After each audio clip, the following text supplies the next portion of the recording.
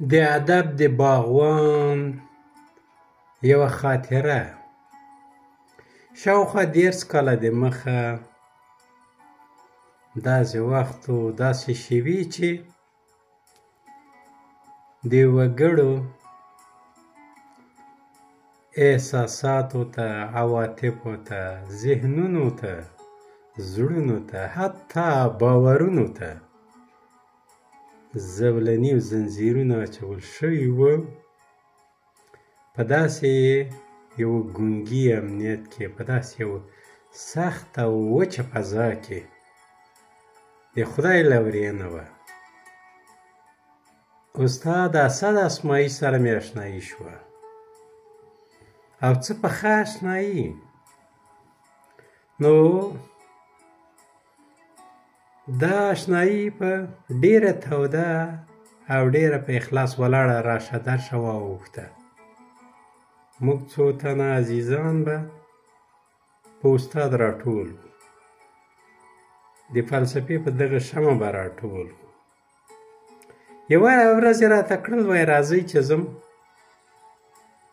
د ادب او پوهې یو لوی باغوان ته ورولم. د ادب او پوهې باغوان ته یې وربستلو.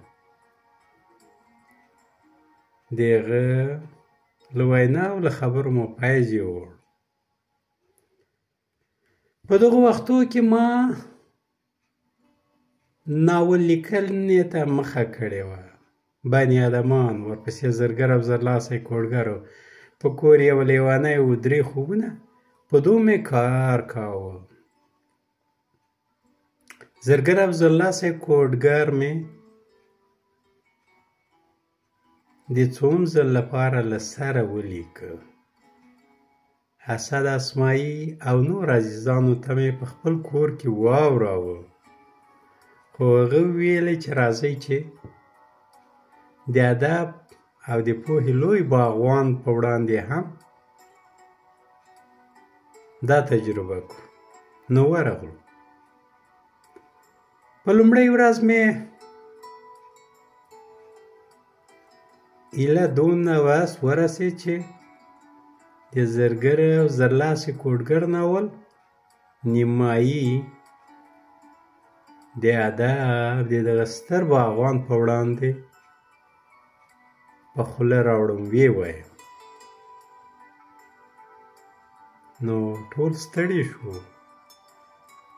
د ناول پاتې لوستل بلې ورځې ته وځنډېدل. بله ورځ بیا ورغلو، بیا پر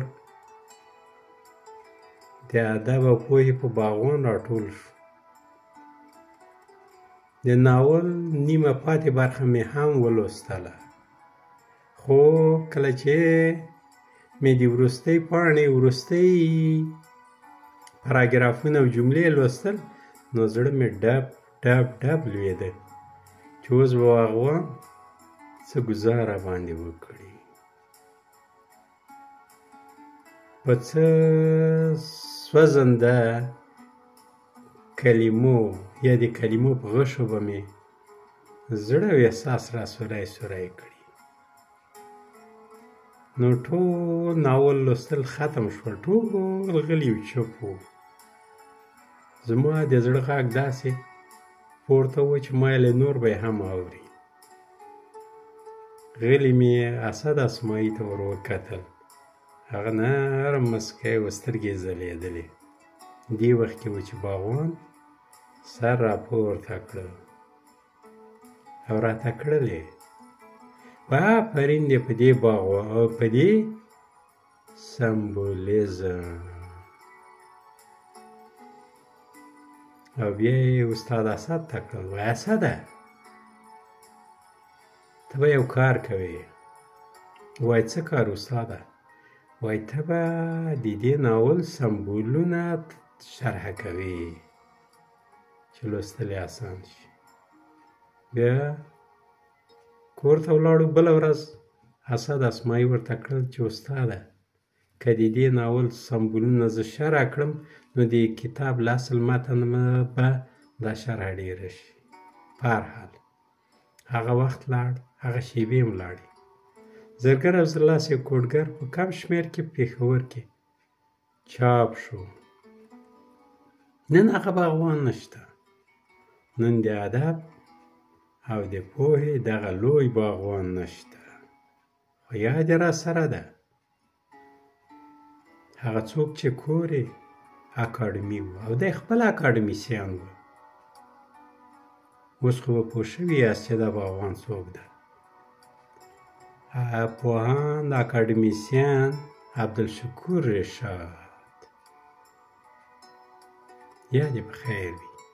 اوس موږ سره نشته، اسد اسماعیم نشته، د دواړو دې له مخې رڼا وي. ټول روان یو، زه ته یو ژوندی، دغه شیبه روان ده. دغه مو بخت ده، دغه مو تقدیر ده.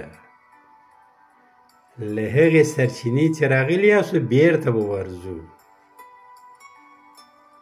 هغه مینهګره سرچینه چې پرته له یوې ټنګې له ورکړې نه موږ یې پیدا کړي یاست او په ښه صورت یې پیدا کړي یاست.